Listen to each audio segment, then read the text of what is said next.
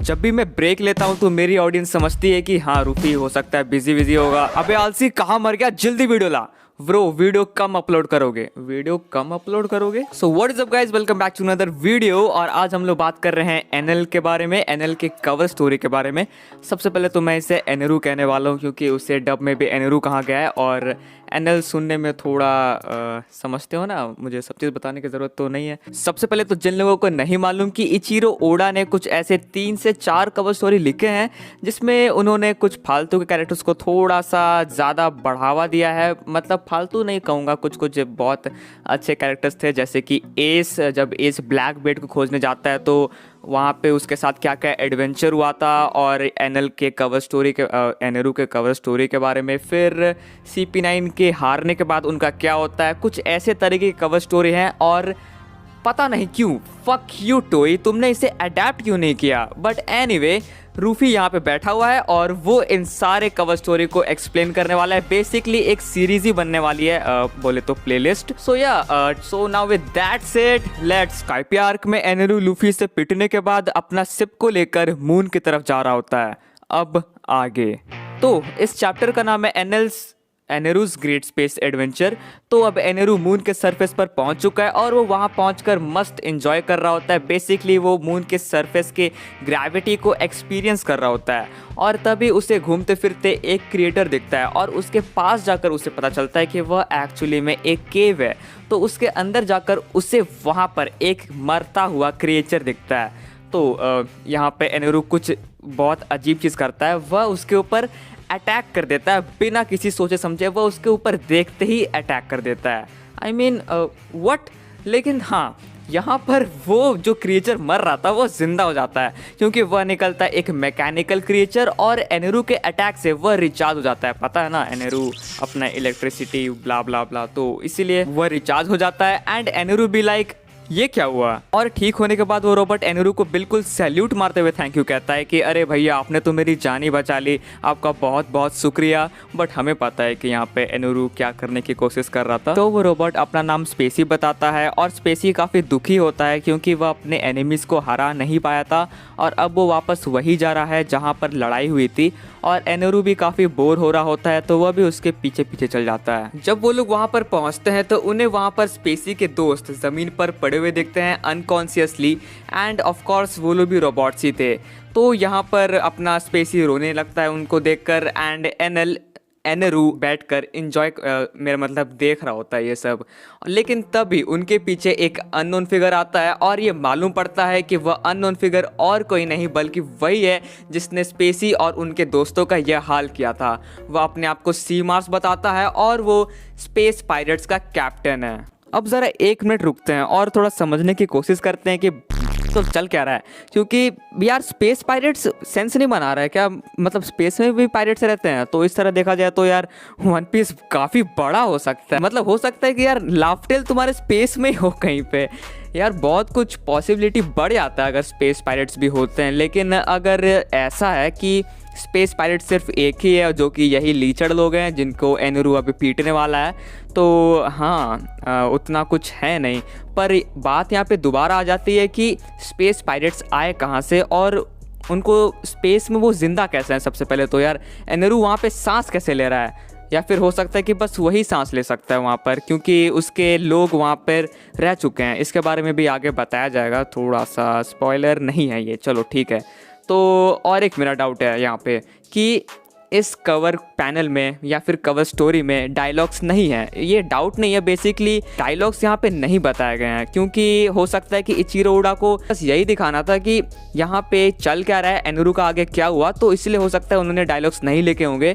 और वैसे देखा जाए तो ये चीज़ मुझे काफ़ी ज़्यादा अच्छी ही लगी है क्योंकि हम यहाँ पे खुद से इमेजिन कर सकते हैं कि क्या हुआ होगा। ये एक तरीके से कलर बुक टाइप स्टोरी हो गया जो कि बच्चे पढ़ते हैं। Coming back to the story, तो जो वहाँ पे सी मार्स नाम का बंदा था वह देखता है कि स्पेसी अभी भी जिंदा है तो वह उसके ऊपर अटैक करने लगता है कि जो तो जिंदा कैसे बच गया। तो अपना एनेरू वहाँ पर बैठकर एंजॉय कर रहा होता है उनकी फ़ाइट को। काश पॉपकॉर्न मिल जाते तो मज़े आ जाते। लेकिन तभी अपना स्पेस मार्स को आ जाता है गुस्सा क्योंकि एनेरू वहाँ पर बैठकर उनकी फ़ाइट को एंजॉय कर रहा होता है। तो वह एनुरु के ऊपर भी अटैक कर देता है। पर हमारे एनुरु को आता है मंत्रा और वो एक लोगिया यूज़र भी है, तो वो बिल्कुल आसानी से उसके अटैक को डॉज कर लेता है और स्पेस मार्स के ऊपर एक जोर का झटका मारता है, मतलब लात मारता है उसके मुंह पे, और वो नॉकआउट हो जाता है। लेकिन तभी एनेरू के पीछे एक काफ़ी बड़ा एक्सप्लोजन होता है, जिसके बाद एनेरू बिल्कुल रेज में आ जाता है। क्योंकि जहाँ पर एक्सप्लोजन हुआ था वो वही जगह है जहाँ पर उसने अपना शिप पार्क किया था। और जब एनेरू वहाँ पर पहुँचता है तो उसे ये मालूम पड़ता है कि यह काम बाकी के बचे कुछ स्पेस पायरेट्स का ही है। वो लोग वहाँ से भागने की तैयारी कर रहे थे, वो लोग चाह रहे थे कि अपना स्पेस क्राफ्ट को लेकर मून से भाग जाएं। लेकिन जब वो लोग वहाँ से निकलने वाले ही होते हैं तभी उनके सामने एनेरू आ जाता है और उनका बैंड बजा देता है। And in the mean time अपना जो स्पेसी था वो सोच रहा होता है कि हमारा स्पेसी यही सोच रहा था कि आखिर वो इस सड़े से मून में आया ही क्यों in the first place. And here comes the flashback time. तो इस पूरे कांड क्रिया जो भी है इसका एक ही आदमी जिम्मेदार है, जो कि है एक पागल बूढ़ा साइंटिस्ट द प्रोफेसर सुकीमी, जो कि बिलोंग करता है कोई काराकुरी आइलैंड से और वहीं पे वो रहता था। एंड इसी ने उन रोबोट्स को बनाया भी है। तो एक दिन ये बैठकर आराम से चांद को देख रहा होता है अपना स्नैक्स खाते हुए, और तभी चांद में एक बड़ा सा एक्सप्लोजन होता है, जिसको देखकर इस बूढ़ा का इतना गंदा फटता है, मतलब लिटरली इतना गंदा फटता है कि वो जो डम्पलिन खा रहा था उसको बिना चबाए निगल ही जाता है। और हाँ, ठीक वैसे ही जैसा कि लूफी करता है। पर यहाँ पर सीन ऐसा हुआ कि ये तो मर ही जाता है। I mean, इतना गंदा भाई, इतना पैथेटिक डेथ किसका हो सकता है भाई। Rest in peace professor Sukimi, आपको कोई याद नहीं रखेगा। Now I understand why Toei animation choose not to adapt this manga. पर तब भी यार देखा जाए तो वो लोग कर ही सकते थे अडेप्ट, पर मैं कोई नहीं होता हूँ बोलने के लिए, जबकि मेरी बात हाँ उनसे होते रहती है। पर तब भी नहीं हो सकता है कि इचिरो ओडा नहीं मना कर दिया हो कि नहीं टोई एनिमेशन अडेप्ट मत करना इसको, ये कुछ थोड़ा गड़बड़ हो गया था इसमें। पर तब भी इसे कैनन ही माना जाता है और इचिरो ओडा ने भी इसे कैनन ही कहा है। तो ये एक्चुअल स्टोरी में यह चीज़ इफेक्ट कर सकता है। तो मुझे नहीं पता उन्होंने अडेप्ट क्यों नहीं किया। वो लोग फालतू के फिलर्स डालना ज़्यादा पसंद करते हैं। अगर वो लोग इसको डालते तो ज़्यादा मज़ा आता, लेकिन चलो ठीक है। Coming back to the story, तो जो हमारे प्यारे रोबोट्स थे वह हमारे बूढ़े खूसट प्रोफेसर को एक अच्छा सा फ्यूनरल देते हैं। और उसके बाद वो लोग ये सोचते हैं कि तो कौन था जो चांद में फटाके फोड़ रहा था उस दिन। और इसी वजह से वो लोग ये डिसाइड करते हैं कि चलो जाकर रिवेंज लेंगे, फाड़ देंगे उसको जो कि चांद में फटाके फोड़ रहा है। एंड इट प्रूव्स कि वो पागल साइंटिस्ट पागल ही था, क्योंकि उसने ऐसे घटिया रोबोट्स बनाए जो कि यह सोचते हैं कि वह पागल बूढ़ा अपनी गलती से नहीं मारा, जबकि वह डम्पलिन खाते हुए मर गया जो कि उसकी ही गलती थी। लेकिन नहीं, वो अपनी गलती से नहीं मारा, जो कि चांद में फटाके फोड़ रहा है, वो अपना वहाँ पे खेल कूद रहा है, उसकी वजह से मरा है। तो ये रोबोट्स बैलून टांग कर यस सीरियसली बैलून टांग कर चल जाते हैं चांद पर और वो स्पेस पायरेट से फाइट करते हैं। और ये लोग 4 लोग थे और ये लोग चारों ही बहुत बुरी तरह हार जाते हैं। फ्लैशबैक खत्म, coming back to the present time. तो हमारा जो स्पेसी था वह काफ़ी सैड हो जाता है, क्योंकि वो अपने लाइफ में कुछ भी नहीं कर पाया। लाइफ का नहीं पता, पर अभी वो फ़िलहाल कुछ भी नहीं कर पाया। एंड वो सैड होकर अपने कॉमरेड्स को लेकर जा ही रहा होता है और यह सोच रहा होता है कि कितना बेकार है वो, कितना घटिया है। और जब वो सामने देखता है कि एनेरू उसका बदला ऑलरेडी ले चुका है स्पेस पायरेट से, एनेरू बिल्कुल हीरो टाइप बन जाता है स्पेसी और उनके दोस्तों के लिए।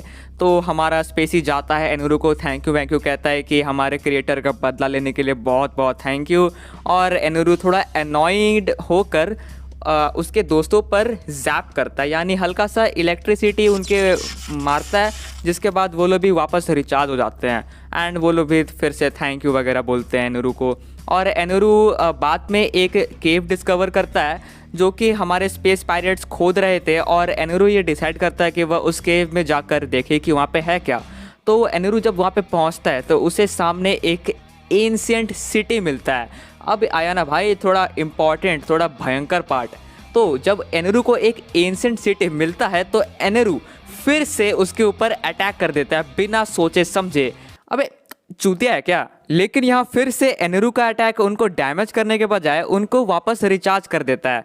मतलब वो एंशिएंट सिटी वापस रिवाइव हो जाता है और वहाँ पे ऑलरेडी और भी रोबोट्स थे जिनको ऑटोमेटास कहते हैं, बाय द वे मैं बताना भूल गया था।